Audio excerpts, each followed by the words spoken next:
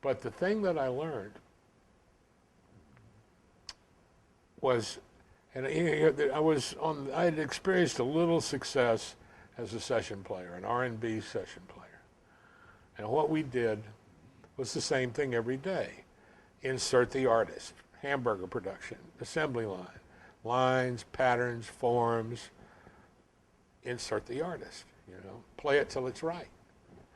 I've been on cut 132 with Aretha Franklin. I mean, you play it till it's right, no Pro Tools. So that was what I was learning. That was the way I thought you made a record. And here's the Rolling Stones.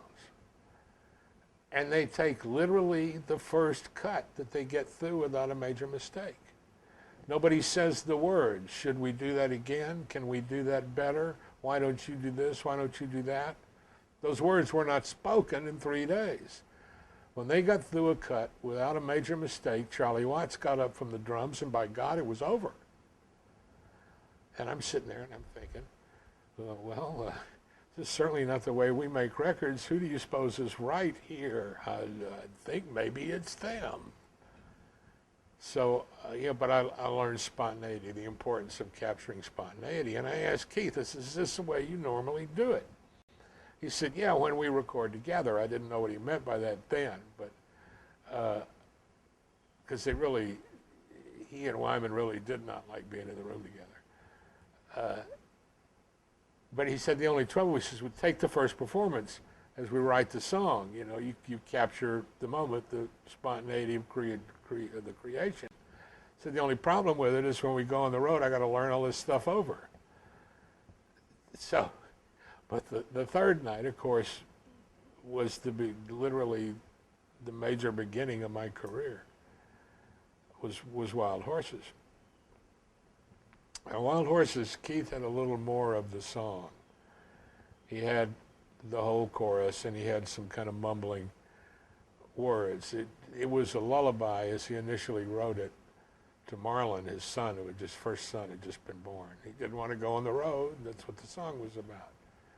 And Jagger rewrote it. It took a little longer than he did with Brown Sugar, but the same kind of thing. It was just amazing to watch his mind, in his hand, write it as fast as he could. And he changed the song. It's about Marian Faithfull and whatever. I don't want to get into that, but as they start running the song down, the way they actually worked was Jagger would stand on the floor with a handheld microphone. Of course, everybody's wearing earphones, and run the song down to the band until the band got the chord progression and the arrangement. Then he'd go into the control room with Jimmy Johnson and work on the individual instrument sounds. Very businesslike. And the band would play the song instrumentally, which was a big help, to putting the parts together in the song. So as they start the song's in G, starts on a B minor. Start running the song down. Ian Stewart gets up from the piano and starts rolling up chords and packing up equipment like they're getting ready to leave. And I'm standing there with Wexler, who has by now showed up. He shows up for the third day of the session. And Jagger comes over to where we're standing. He says, oh, well, I assume now we need a keyboardist. And Wexler inappropriately says, baby, we could call Barry Beckett. I said, Jerry, I don't think that's what he means. So I start trying to play, Well, first I get the chords from Keith.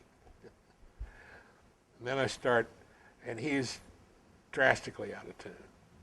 So I sit down at the concert grand piano, and I played a couple of chords, and I realized this is never going to work. And you can't go, hey, Keith, baby, E, this is E, let's tune it up, pal. That's not going to work. So I thought, well, maybe the Wurlitzer. Sometimes you can kind of cheat the Wurlitzer and get in the cracks, No, the Wurlitzer's not going to work. In the back of the studio, there was this old tack piano, upright piano with dead, rusted, and coated strings and tacks in the felts, for the ricky-ticky pizza parlor sound. Nobody ever used it. They got stuff stacked up on it. The Stones have got their dope stashed in the piano. And Tony the Bagman is laying back there asleep on a couch right by this tack piano. So I thought, well, you know, I bet nobody has tuned that piano in 10 years, and this is my only chance, the only thing left in the studio that might be in tune with Keith Richards. So I go back to the tack piano and I start plinking around, and Tony wakes up and moves the dope, which was a nice little vignette, you know, moment in the whole thing, the whole story. But I find an octave and a half of this piano that's out of tune enough to fit with Keith Richards. And it's really simple because the dead strings, there's no harmonics, there's no overtones. You know, it's easier to work. So I'm back there plinking away on this chord chart that Keith is giving me, and I start to realize it's wrong. And again, I can't point this out. You know, it's not going to work. So as I'm struggling with it, Wyman comes back over to me. And he said, "Where'd you get them chords, mate?" And I said, "I got them from Keith." He said, "Oh, pay no attention to him. He has no idea what he's doing." And then he said, what's to me has become an immortal line. I've quoted it over and over. He says, "He only knows where he put his fingers yesterday," which is a perfect definition of rock and roll guitar playing, you know. So we work out now, Keith had just learned, or thought he had learned, to make a Nashville chord chart, which is in numbers, you know, rather than symbols. And what he had done was, his song's in G, but it begins on B minor, and he'd call B minor 1.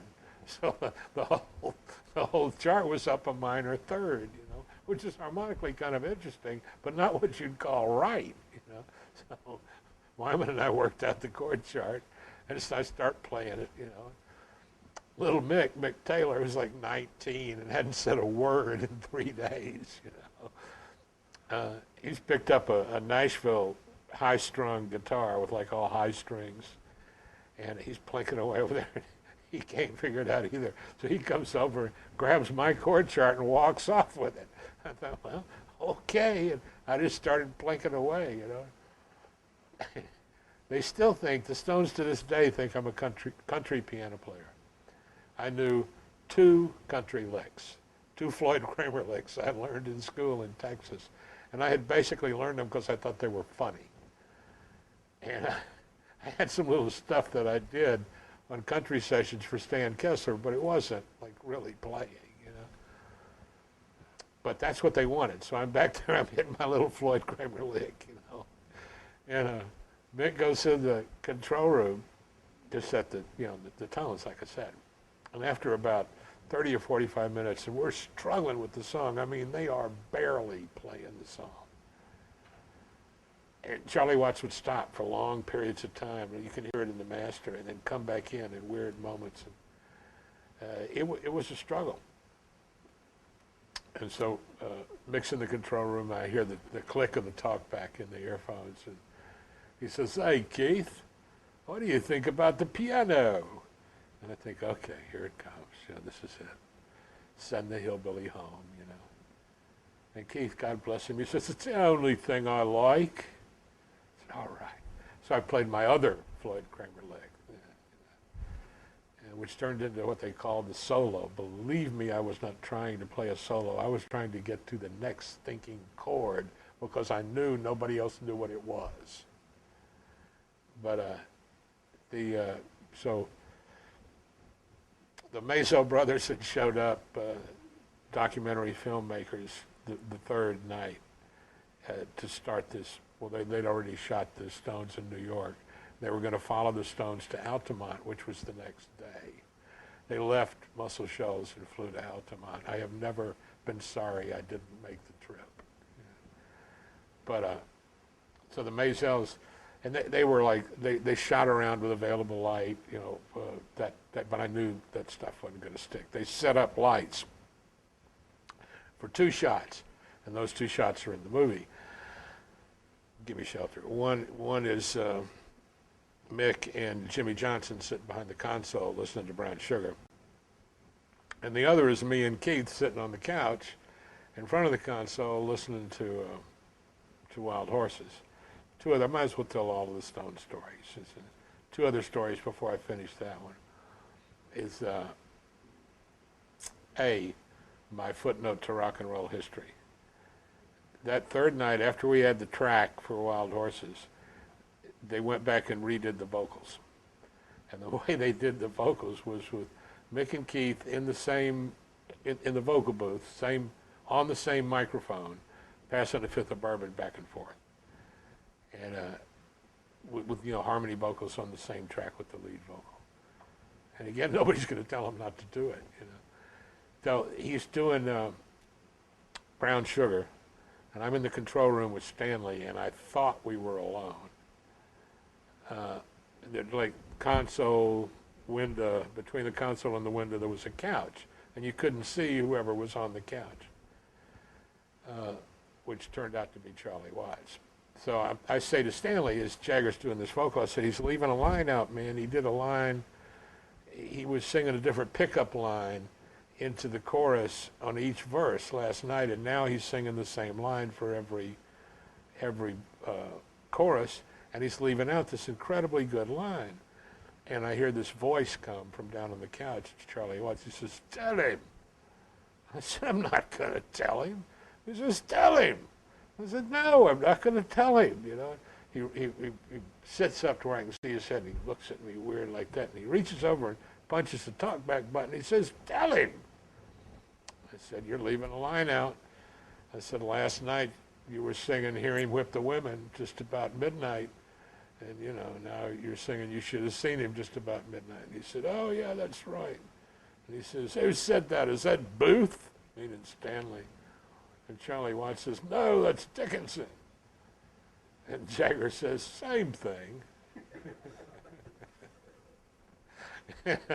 but I do think it's a great line, and politically incorrect as it is, and it is my footnote to rock and roll. If you hear him sing the song now, he sings You Should Have Seen Me, so what the hell? You can't win them all.